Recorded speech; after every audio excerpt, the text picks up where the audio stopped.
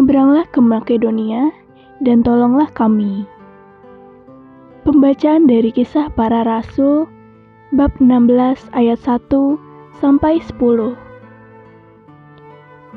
Sekali peristiwa, Paulus datang juga ke Derbe dan ke Listra. Di situ ada seorang murid bernama Timotius.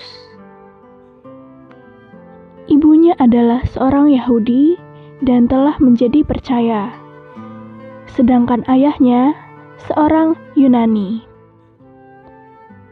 Timotius ini dikenal baik oleh saudara-saudara di Listra dan di Ikonium. Paulus mau supaya Timotius itu menyertainya dalam perjalanan. Paulus menyuruh menyenatkan dia karena orang-orang Yahudi di daerah itu. Sebab setiap orang tahu bahwa bapaknya adalah orang Yunani. Dalam perjalanan keliling dari kota ke kota, Paulus dan Silas menyampaikan keputusan-keputusan yang diambil para rasul dan para penatua di Yerusalem dengan pesan supaya jemaat-jemaat menurutinya. Demikianlah jemaat-jemaat itu diteguhkan dalam iman, dan makin lama makin bertambah besar jumlahnya. Paulus dan Silas melintasi tanah Friga dan tanah Galatia, karena Roh Kudus mencegah mereka untuk memberitakan Injil di Asia. Dan setibanya di Misia, mereka mencoba masuk ke daerah Bitinia. Tetapi Roh Kudus Yesus tidak mengizinkan mereka. Setelah melintasi Misia, mereka sampai di Troas. Pada malam harinya, tampaklah oleh Paulus suatu penglihatan. Ada seorang Makedonia berdiri di situ dan berseru kepadanya, katanya, "Menyeberanglah kemari dan tolonglah kami." Setelah Paulus melihat penglihatan itu, segeralah kami mencari kesempatan untuk berangkat ke Makedonia.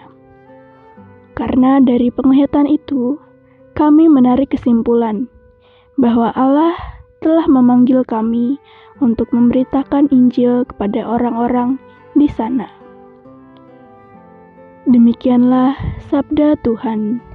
Terpujilah Kristus. Bacaan kedua diambil dari Injil Yohanes bab 15 ayat 18 sampai 21. Kamu bukan dari dunia, sebab aku telah memilih kamu dari dunia. Dalam amanat perpisahannya, Yesus berkata kepada murid-muridnya, "Jikalau dunia membenci kamu, ingatlah bahwa ia telah lebih dahulu membenci aku. Sekiranya kamu dari dunia, tentulah dunia mengasihi kamu sebagai miliknya. Tetapi karena kamu bukan dari dunia, sebab aku telah memilih kamu dari dunia, maka dunia membenci kamu. Ingatlah apa yang telah kukatakan kepadamu. Seorang hamba tidaklah lebih tinggi daripada tuannya. Jikalau mereka telah menganiaya aku, mereka juga akan menganiaya kamu. Jikalau mereka telah menuruti firman-Ku, mereka juga akan menuruti perkataanmu. Tetapi semuanya itu akan mereka lakukan terhadap kamu karena namaku. Sebab mereka tidak mengenal Dia yang telah mengutus aku." Demikianlah Injil Tuhan. Terpujilah Kristus. Semua orang bisa melayani dan menolong sesamanya. Namun, pada kenyataannya, kita terlalu nyaman disebut sebagai penyelamat, pahlawan, atau orang yang baik hati. Pada akhirnya, kita jatuh dalam keangkuhan. Kita lupa bahwa Tuhanlah yang sebenarnya berkarya dalam diri kita. Keangkuhan menjadikan kita nyaman dengan pujian dari sesama, dan enggan memberikan kesempatan kepada mereka yang cakap untuk meneruskan pelayanan misi kita. Lalu, apa bedanya dengan kita orang beriman? Rasul Paulus telah memberikan contoh yang baik.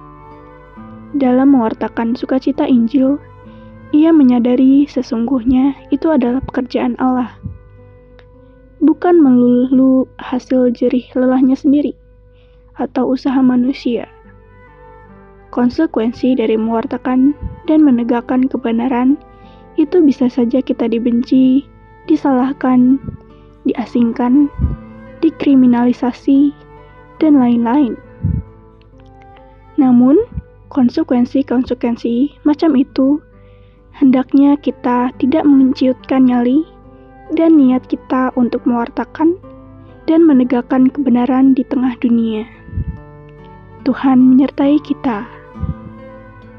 Ya Bapa, kuatkanlah kami untuk selalu tinggal dalam kasih-Mu dan selalu berani bersaksi tentang sukacita yang Kristus wartakan. Amin.